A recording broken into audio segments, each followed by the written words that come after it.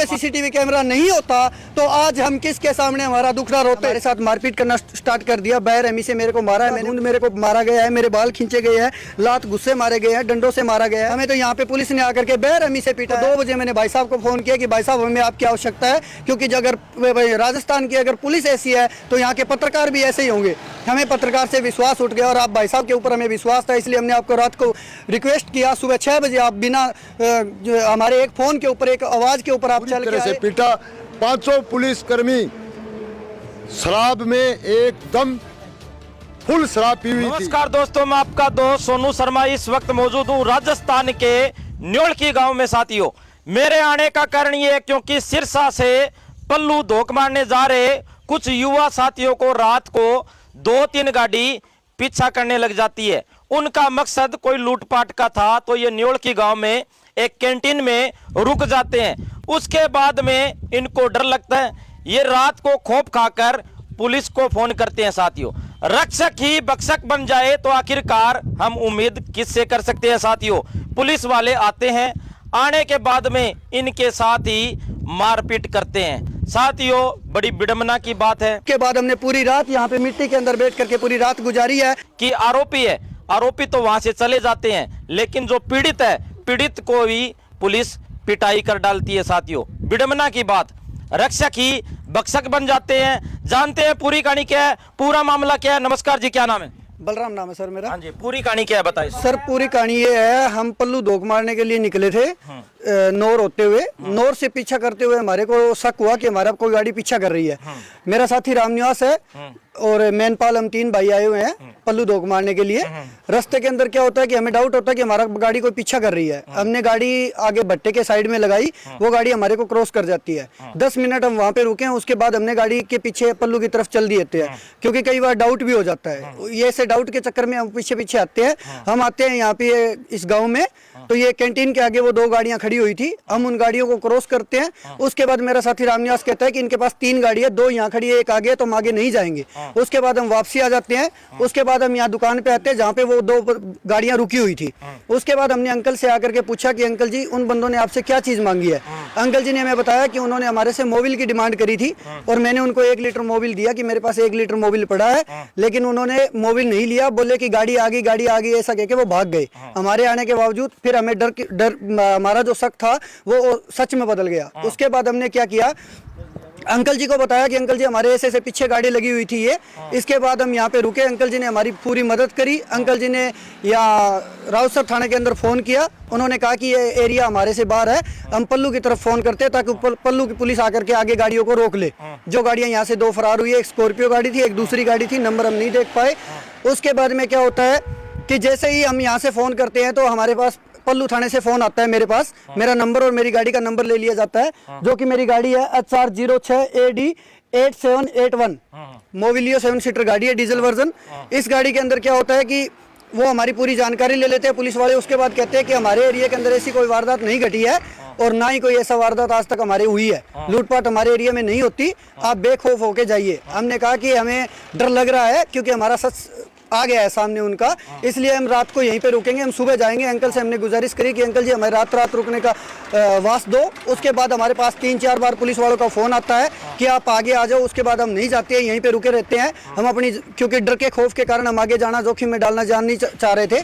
इसके बाद क्या होता है कि एक ट्रैक्टर आता है जो कि सिरसा एजेंसी से खरीद के लाया जाता है, नया ट्रैक्टर। उसके ऊपर 5 बंदे चढ़ के आते हैं, वो हमें देख करके यहाँ दुकान पे रुक जाते हैं, वो नमकीन वगैरह लेते हैं यहाँ से।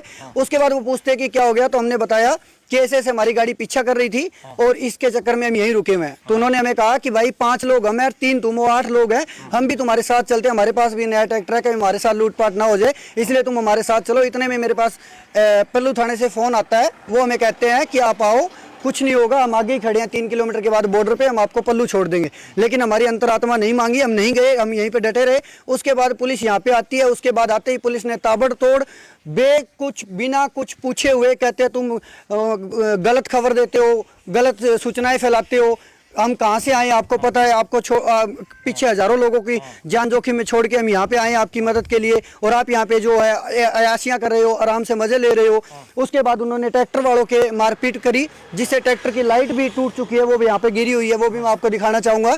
उसके बाद हमने क्या है, हमारी गाड़ी चारदीवारी के अंदर खड़ी करके हम यहीं पे मंजा डाल के बैठ गए थे अंकल के साथ। उसके बाद उन्होंने हमारे साथ मारपीट करना स्टार्ट कर दिया, बेरहमी से मेरे को मारा है। मैंने पूछा कि हम पुलिस से मदद मांगी है, अगर हमारा शक भी गलत निकला है तो हम तो शक के दायरे में मदद मांगी है पुलिस से, लेकिन पुलिस ने हमारी एक नहीं सुनी। बेखौफ हमें बिना कुछ सोचे समझे अंधाधुंध मेरे को मारा गया है, मेरे बाल खींचे गए हैं, लात गुस्से मारे गए हैं, डंडों से मारा गया है। ये तो अच्छा हुआ कि अंकल की दुकान के अंदर सीसीटीवी कैमरे हैं, जिसके बावजूद उनकी सच्चाई सामने आ गई है। पूरी सीसीटीवी वीडियो यहाँ पे वायरल हो चुकी है। लेकिन अगर यहाँ पे सीसीटीवी कैमरा नहीं होता तो मैं पूछना चाहता हूँ, इससे अच्छा तो हमारा हरियाणा पुलिस की सरकार है, जो कि 112 के ऊपर फोन करने के बाद जो भी मुसीबत हो या ना हो बंदे को घर तक छोड़ के आती है। बल्कि हमारे साथ तो यहाँ पे उल्टा ही हो गया, हमें तो यहाँ पे पुलिस ने आकर के बेरहमी से पीटा है, लेकिन हम उसके बाद भी नहीं गए। उनको हमने कहा कि यहाँ पे सीसीटीवी कैमरे लगे हुए हैं, आपकी रिकॉर्डिंग हो गई है, तो वो हमें उसी हालात के अंदर छोड़ के भाग जाते हैं। उसके बाद हमने पूरी रात यहाँ पे मिट्टी के अंदर बैठ करके पूरी रात गुजारी है। उसके बाद रात को 2 बजे मैंने भाई साहब को फोन किया कि भाई साहब हमें आपकी आवश्यकता है, क्योंकि अगर राजस्थान की अगर पुलिस ऐसी है तो यहाँ के पत्रकार भी ऐसे ही होंगे। हमें पत्रकार से विश्वास उठ गया और आप भाई साहब के ऊपर हमें विश्वास था, इसलिए हमने आपको रात को रिक्वेस्ट किया। सुबह 6 बजे आप बिना हमारे एक फ़ोन के ऊपर, एक आवाज़ के ऊपर आप चल के आए और आपने यहाँ पे मौके पे जायज़ा लिया, और मौके पे जो पुलिस ने हमारे साथ मारपीट की है उसकी वीडियो भी आपने देखी है, और जो मौके पे यहाँ पे 2 गाड़ियाँ रुकी हुई थी उनकी वीडियो भी यहाँ पे कैमरे के अंदर सीसीटीवी है। लेकिन मैं पूछना चाहता हूँ यहाँ की राजस्थान पुलिस सरकार से कि अगर यहाँ पे सीसीटीवी कैमरा नहीं होता तो आज हम किसके सामने हमारा दुखड़ा रोते। अगर हम पुलिस के साथ उनके साथ थाने में चले जाते तो वो हमें उल्टा कोई दूसरा मुकदमा डाल के कोई भी कुछ एक्शन ले सकते थे, जो हमें बेरहमी से पीट सकते हैं, वो हमारे ऊपर कोई भी गलत तरह का एक्शन भी ले सकते हैं। मैं सरकार से गुजारिश करता हूं कि जो भी 5 पुलिस कर्मचारी यहाँ पे आए हैं, मौके पे शराब पी हुई थी, शराब के नशे में धुत थे। मैं सरकार से गुजारिश करना चाहता हूँ, राजस्थान सरकार से, कि अगर यहाँ पर माता के भक्तों के ऊपर अगर इस तरह लूटपाट और पुलिस प्रशासन अगर ऐसे हैं तो हम किसके सामने अपना दुखड़ा गाएं। अगर यहाँ पे सीसीटीवी कैमरा ना होता तो हमारा मर्डर भी हो सकता था।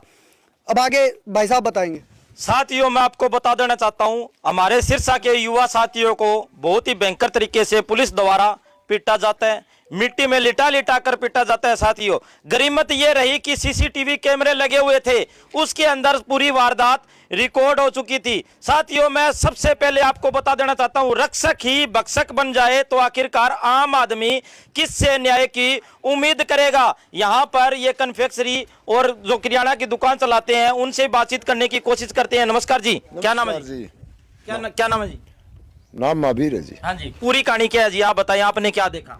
मैं जी यहाँ रात को दुकान पर था। तो दुकान पर, मेरी दुकान पर 3 गाड़ी आई। गाड़ी इस कैमरे के इधर रुक गई और वो 6 आदमी अंदर दुकान के अंदर घुसे। हाँ, 6 आदमी दुकान के वहां बढ़िया के मोबिल की जरूरत है 1 लीटर। हमारी गाड़ी में मोबिल कम हो गया। मैंने कहा भाई मेरे तो मोबिल का तो काम ही नहीं है भाई। तो उन्होंने कहा आप देखो। मैंने लड़के को फोन किया, भाई अपने ट्रैक्टर से मोबिल निकाल के दो 1 लीटर। उसने कहा दुकान में देखो आधा लीटर तो बचा हुआ पड़ा है। मैंने उनको आधा लीटर दिया। उसके बाद इन लोगों की गाड़ी जैसे ही मेरी दुकान से क्रॉस करती है पल्लू की तरफ, वो छोड़कर मोबिल भाग गए कि गाड़ी चली गई। उन्होंने उसका पीछा किया। मेरी दुकान से जस्ट 400 मीटर आगे शराब का ठेका है। उस ठेके से इन लोगों ने अपनी गाड़ी दोबारा वापस घुमाई और मेरे पास आ गए। मुझे पूछा अंकल जी इन्होंने क्या लिया था? मैंने कहा भाई मेरे से मोबिल मांगा था और वो छोड़ के गए। यहाँ एक गाड़ी निकली, उसके पीछे निकले हैं। क्या आपको कैसे लगे? मैंने इनको बताया भाई ये आदमी तो बदमाश है शक्ल से ही। तब इन्होंने मुझे कहा ये नोर से हमारे पीछे पड़े हुए हैं और 3-4 बार बिरकाड़ी के पास इन्होंने हमारे साथ ओवरटेक भी किया था, लेकिन हम बच पाए। अब रात को हमें यहाँ रहना है और हमारी कोई व्यवस्था बनाओ। जब मैंने रावसर पुलिस स्टेशन में हमारे वीट अधिकारी बजरंग लाल शर्मा को फोन किया, उन्होंने कहा कि हम आएंगे इतनी देर में, 3 किलोमीटर बॉर्डर है वो पार कर जाएंगे। मैं पल्लू वालों को फोन करता हूँ। पल्लू वालों को उन्हें फोन किया। पल्लू वालों ने इनके नंबर लिए और रावसर पुलिस को पूछ करके नंबर लिए, गाड़ी के नंबर लिए। 20 मिनट बाद में उनका फोन आया कि हम बॉर्डर पर पहुंच गए और आप यहाँ जाओ। इन लोगों ने कहा हमें बॉर्डर जानते ही नहीं है, किस थाने की कहाँ बॉर्डर है। तब इन्होंने कहा अंकल जी से बात करो। मेरे से बात की, बंसी लाल जी हैं। मैंने पूछा साहब कौन बोल रहे हो? उन्होंने कहा मैं बंसी हौलदार बोल रहा हूँ पल्लू पुलिस से।